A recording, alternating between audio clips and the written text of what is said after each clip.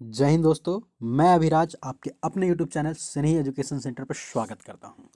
जैसा कि आपने थंबनेल में देख लिया होगा, आज हम पढ़ने जा रहे हैं भू राजस्व व्यवस्था के बारे में। ठीक है, तो देर न करते हुए चलते हैं टॉपिक की ओर। तो अगर हम समझने की कोशिश करें तो जैसा कि मैं आपको बता चुका हूँ, 1764 में बक्सर का युद्ध होता है। ठीक है, जिसमें अंग्रेजों की जीत हो जाती है और 1765 में इलाहाबाद की संधि होती है। ठीक है, इलाहाबाद की संधि किनके किनके बीच होती है आप कमेंट करके बताएंगे। ठीक है, और जिन्होंने पुराना वीडियो नहीं देखा, मैं डिस्क्रिप्शन में लिंक दे दूंगा, आप जाकर देख सकते हैं। तो इलाहाबाद की संधि के तहत क्या होता है कि दीवानी अधिकार अंग्रेजों को प्राप्त हो जाते हैं। अर्थात अंग्रेज जो है उनको राजस्व वसूल करने का अधिकार प्राप्त हो जाता है और या इस तरीके से द्वैत शासन शुरू होता है, क्योंकि राजस्व सिर्फ ये वसूलते हैं, बाकी प्रशासन का काम जो होता है किनके हाथों में होता है, बंगाल के नवाब के हाथों में होता है। ठीक है, तो राजस्व जब इनको वसूलने का अधिकार मिलता है तो ये खुद राजस्व नहीं वसूलते बल्कि ठेकेदार को रखते हैं। जैसे कि बिहार में वो किसको रखते हैं, सिताब राय को रखते हैं। ठीक है, उसी तरीके से पश्चिम बंगाल में वो राय दुर्लभ को रखते हैं। ठीक है, इस तरीके से वो ठेकेदार को रखते हैं और ठेकेदार जो है वो कंपनी को एक निश्चित राशि देता है, खुद अधिक पैसा रख लेता है, जिससे क्या हुआ, वित्तीय स्थिति बिगड़ जाती है। अब वित्तीय स्थिति बिगड़ जाती है जिसके कारण 1772 ईस्वी में वारन हेस्टिंग्स जो है वो द्वैत शासन को समाप्त कर देते हैं। ठीक है, और वारन हेस्टिंग्स के द्वारा 1772 में 5 वर्षीय इजारेदारी प्रथा, कौन सी प्रथा है, इजारेदारी प्रथा की शुरुआत की जाती है। ठीक है, अब इजारेदारी प्रथा की शुरुआत की जाती है, लेकिन इसमें जमींदारों को अलग रखा जाता है। अब ब्रिटिशर खुद लगान वसूल रहे थे तो उनको उतना नॉलेज नहीं था कि क्या तरीके हैं, कौन से तरीके से बेस्ट होंगे, जिसके कारण ये इजारेदारी प्रथा जो है वो असफल हो जाती है। ठीक है, और 1776 में बंद किया जाता है। उसके बाद 1 वर्ष ये प्रथा भी लाया जाता है और वो उतना कारगर भी नहीं रहती है, और इसी समय कार्नवालिस का भारत आगमन हो जाता है। अब कार्नवालिस का भारत आगमन होता है तो कार्नवालिस जो है वो जमींदारी व्यवस्था, जिसे स्थायी व्यवस्था भी कहा जाता है, उसकी शुरुआत करता है। तो सबसे पहला व्यवस्था जो है, कौन सी व्यवस्था है, जमींदारी व्यवस्था। एकदम ध्यान से समझेंगे आप। ठीक है, पहला सवाल यहाँ से ये पूछा जाएगा कि जमींदारी व्यवस्था को किसने शुरू किया, तो आपका जवाब क्या होगा, कार्नवालिस जी ने शुरू किया था 1793 ईस्वी में। ठीक है, कब शुरू किया था, 1793 ईस्वी में। इसमें उन्होंने भूस्वामी, है ना, मतलब किन से लगान वसूला जाए, डायरेक्ट किसानों से वसूला जाए या फिर जमींदारों से वसूला जाए, इस पे उन्होंने विचार विमर्श करने के लिए एक सभा बुलाई। तो उसमें जॉन सोर नाम का एक व्यक्ति था जिसने कहा कि नहीं, आप जो है ना वो जमींदारों से वसूलिए। ठीक है, तो जॉन सोर ने सबसे पहले स्थायी व्यवस्था का विचार दिया था। ठीक है, और इसको कार्नवालिस को यह पसंद आ गया और उन्होंने भूस्वामी किसको बनाया, जमींदारों को बनाया, इसीलिए इसे जमींदारी व्यवस्था कहा गया। ठीक है, और स्थायी व्यवस्था क्यों कहा गया, क्योंकि यह स्थायी था। ठीक है, और इसका एक और नाम है जो आपको ध्यान रखने की जरूरत है, जिसका इस्तमरारी व्यवस्था। कौन सी व्यवस्था, इस्तमरारी व्यवस्था। ठीक है, चलिए, तो इसमें क्या किया गया, भू राजस्व का 10/11 भाग जो है वो सरकार को मिलता था। 10/11 भाग सरकार को मिलता था और 1/11 भाग जमींदारों को मिलता था। ठीक है, समझ में आ रहा है आपको। और लेकिन यहाँ पे दिक्कत क्या थी, किसानों से कितना लगान वसूला जाए ये निश्चित नहीं था। तो जमींदार जो हैं वो किसानों से काफ़ी ज़्यादा लगान वसूलते थे, जिससे किसान क्या हो गए, दबने लगे, और जिससे इस तरीके से किसान क्या हो गए, ऋण ऋण के तले दब गए, क्योंकि वो लगान नहीं वसूल पाते थे।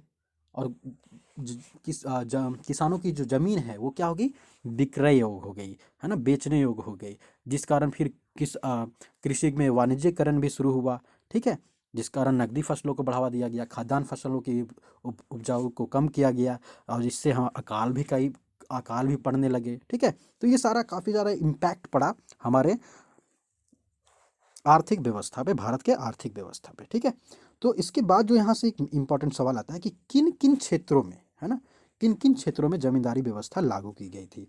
तो बंगाल में लागू की गई थी, बिहार में, उड़ीसा में, वाराणसी और उत्तरी कर्नाटक के क्षेत्र में। जितने क्षेत्रों पे ब्रिटिशों का राज था उसके कुल 11% सॉरी 19% भाग पर 19% भाग पर क्या लगाया गया था, जमींदारी व्यवस्था। ये बहुत इंपॉर्टेंट सवाल है, ध्यान रखेंगे आप। 19% भाग पर जमींदारी व्यवस्था लागू की गई थी। और 1794 में एक कानून लाया गया जिसे सूर्यास्त का नियम कहा गया, सूर्यास्त का नियम कहा गया। ठीक है, इसके तहत होता क्या था कि एक तिथि निश्चित कर दी जाती थी। उस तिथि में अगर जमींदार लगान वसूल नहीं करते हैं सरकार को, तो उसकी ज़मींदारी नीलाम कर दी जाती थी, और नीलामी में जिसको अधिक पैसा, जो अधिक पैसा दे उसको दे दी जाती थी। इससे भी काफ़ी ज़्यादा किसानों को नुकसान हुआ, क्योंकि वो कभी कभी क्या होता है, दूर दराज के लोग रहते थे तो वो दूसरे लोगों को रख देते थे। इस तरह से बिचौलियों की भूमिका बढ़ती चली गई। ठीक है, समझ में आया आपको? तो यहाँ से 4-5 पॉइंट पूछे जाते हैं जमींदारी व्यवस्था से। पहला सवाल कि जमींदारी व्यवस्था या स्थायी व्यवस्था को शुरुआत किसने किया? कार्नवालिस ने किया। कब किया? 1793 ईस्वी में किया। ठीक है, इसमें भूस्वामी किसको बनाया गया? जमींदारों को बनाया गया। भू राजस्व का कितना भाग सरकार को मिलता था? 10/11 भाग, और 1/11 भाग किसको मिलता था? जमींदारों को। सूर्यास्त का नियम किस व्यवस्था से संबंधित था? तो अस्थायी व्यवस्था से संबंधित था। ठीक है, इसके बाद हम चलते हैं नेक्स्ट व्यवस्था की ओर। ठीक है, और नेक्स्ट व्यवस्था जो है उसे बोला गया रैयतवाड़ी व्यवस्था। जैसे हुआ क्या कि कुछ क्षेत्र जो थे वहाँ पे जमींदारों की भूमिका थी ही नहीं, तो सिंपल सी बात है, रैयतवाड़ी व्यवस्था लाई गई। मतलब भूस्वामी किसको बनाया गया? रैयत को बनाया गया। रैयत का अर्थ क्या होता है? किसान। किसानों को इसमें भूस्वामी बनाया गया। तो सबसे पहला सवाल क्या पूछा जाएगा? रैयतवाड़ी व्यवस्था में किसको भूस्वामी बनाया गया? किसानों को बनाया गया। ठीक है, इसके जन्मदाता कौन थे? किसने इसे शुरू किया? थॉमस मुनरो और कैप्टन रीड ने शुरू किया। दो लोगों ने मिलकर शुरू किया था, थॉमस मुनरो और कैप्टन रीड ने।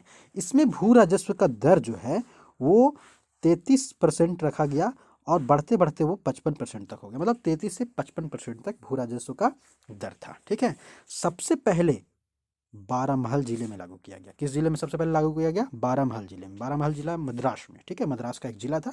बारामहल जिले में सबसे पहले रीड के द्वारा लागू किया गया। ठीक है, तो सब सवाल आपसे क्या पूछा जाएगा? रैयतवाड़ी व्यवस्था सबसे पहले कब और कहाँ लागू की गई? 1792 में बारामहल जिले में। उसके बाद 1820 ईस्वी में मद्रास में लागू किया गया मुनरो के द्वारा, और धीरे धीरे करके मुंबई में, पूर्वी बंगाल में, असम और कुर्ग जिले में भी इसको लागू कर दिया गया। मतलब 51%। ठीक है, 19% भाग पर आपका हो गया स्थायी व्यवस्था, 51% भाग पे हो गया रैयतवाड़ी व्यवस्था। तो यहाँ से इंपॉर्टेंट सवाल क्या आपको याद रखना है कि सबसे अधिक क्षेत्र पर कौन सी भू राजस्व व्यवस्था लागू थी? तो आपका जवाब क्या होगा? रैयतवाड़ी व्यवस्था। कौन सी व्यवस्था? रैयतवाड़ी व्यवस्था। तो यहाँ से इतने ही सवाल पूछे जाते हैं। अब हम चलते हैं नेक्स्ट व्यवस्था की ओर, जिसको कहा जाता है महालवाड़ी व्यवस्था। अब सबसे पहला सवाल भाई, इसके जन्मदाता कौन थे? किसने शुरू किया? हॉल्ट मैकेंजी ने इसको शुरू किया गया था। इसमें क्या है कि महाल का अर्थ होता है जैसे 2-4 छोटे छोटे गांवों को मिलाकर, है ना, एक समूह बना दिया जाता था जिसे महाल कहा गया, और भूस्वामी महालों को बनाया गया, इसकी वजह से महालवाड़ी व्यवस्था कहा गया। ठीक है, इसमें भू राजस्व दर जो है 30 से 66% भाग तक, ठीक है ना, 30 से 66% लिया जाता था भू राजस्व। और यह किस किस क्षेत्रों में लागू था? तो उत्तर प्रदेश में, मध्य प्रदेश में, उत्तर पश्चिमी प्रांत में, मतलब कुल 30%। ब्रिटिश के क्षेत्र के कुल 30% भाग पर महलवाड़ी व्यवस्था लागू था। तो भू राजस्व व्यवस्था से अब आपके एक भी सवाल नहीं छूटेंगे, मैं चैलेंज करता हूँ। ठीक है, और अगर हमारा वीडियो आपको पसंद आया हो तो लाइक करें, कमेंट करें, और अपने सभी दोस्तों तक जरूर पहुँचाएँ। मिलते हैं फिर बहुत जल्द नेक्स्ट वीडियो में। जय हिंद।